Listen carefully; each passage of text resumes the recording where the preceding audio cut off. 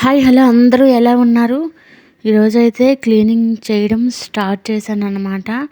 ఇది చిన్న వ్లాగ్ ఇలా పెడుతున్నాను, క్లీనింగ్ వ్లాగ్. ముందుగా అయితే షోకేస్ క్లీన్ చేస్తున్నాను. వైజాగ్ నుంచి వచ్చానన్నమాట. ఈరోజే పెళ్ళికి వెళ్ళాము అందరం వైజాగ్.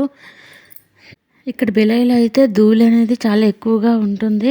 ఎందుకంటే ఇండస్ట్రీ ఏరియా కాబట్టి చాలా ఎక్కువ ధూళి ఉంటుంది. స్టీల్ ప్లాంట్ కూడా మాకు దగ్గరగా ఉంటుంది.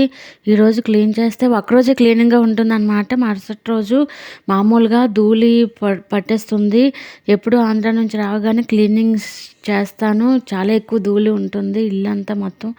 బట్టలు అయితే అలాగే ఉన్నాయి, ఎక్కువగా ఉన్నాయి. నేను లేను కదా, అందువలన ఈ రోజంతా ఈ క్లీనింగ్ చేసి తర్వాత బట్టలు ఉతకడం స్టార్ట్ చేయాలన్నమాట. ఆంధ్ర వెళ్ళడం వల్ల వీడియోలు అనేవి లేట్ అయ్యాయి. ఇంకా రోజుకి వీడియోలు పెట్టడానికి ట్రై చేస్తాను. ఇవన్నీ క్లీనింగ్ మొత్తం చేసేసి మొత్తం పనులన్నీ అయిపోయాక ఒక 4 days పడుతుంది మొత్తం నాకు బట్టలు క్లీనింగ్ అన్నీ అయ్యేసరికి. అయ్యాక నేను వీడియోలు అనేవి పెట్టడం జరుగుతుంది. కూర చూస్తున్నారా, ఇది తుంటికూర అంటారు ఇక్కడ.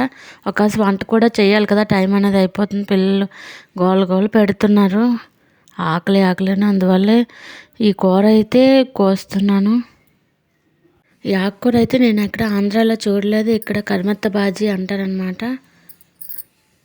ఈరోజు రథసప్తమి కావడం వల్ల ఒకసారి అయితే మా పాప పూజ అలాగే ప్రసాదం చేయడం స్టార్ట్ చేసింది. నేనైతే వంట చేస్తున్నాను. ఒకసారి ఈరోజు రథసప్తమి అవ్వడం వల్ల పనులన్నీ గబగబా చేయవలసి వస్తుంది. ఒక కాస అయితే దలియా ఫ్రై చేస్తున్నాను ఉప్మా కోసం. అలాగే పరమాన్నం అయితే రెడీ అయిపోయిందనమాట. ఇంకా పూజ చేయడం స్టార్ట్ చేస్తుంది మా పాప. చూస్తున్నారు కదా, కరెంట్ కూడా లేదు మాకు, అలాగే చేస్తుంది. మా పూజ గది అయితే చాలాసార్లు వీడియోలో చూపించాను, చూసే ఉంటారు కదా. పెద్దదిగా ఉంటుంది, ఫొటోస్ అన్నీ చాలా ఎక్కువగా ఉంటాయి. పూజ అయితే అయిపోయింది మా పాపతో. ఇంకా అలాగే తులసమ్మ దగ్గర కూడా దీపం పెడుతుంది.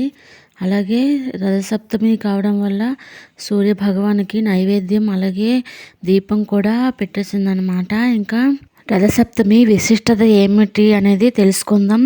రథసప్తమి రోజు 7 జిల్లేడు ఆకులను తీసుకొని తలపై అలాగే భుజాలపై ఉంచి 7 సార్లు స్నానం చేయాలి.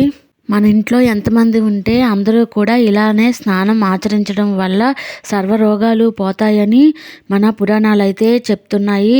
అలాగే రథసప్తమి రోజు చిక్కుడు ఆకుల్లో ప్రసాదం పెట్టి ఆ సూర్యభగవానుడికి నివేదించి ఆ సూర్యకిరణాలు ఆ ప్రసాదం మీద పడేటట్లుగా చూసుకోవాలి.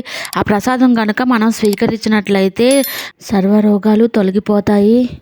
వీడియో కనుక నచ్చినట్లయితే లైక్ చేయండి, సబ్స్క్రైబ్ చేసుకోవడం మర్చిపోవద్దు. నవ్వుతూ ఉండండి, హ్యాపీగా ఉండండి. Thank you for watching.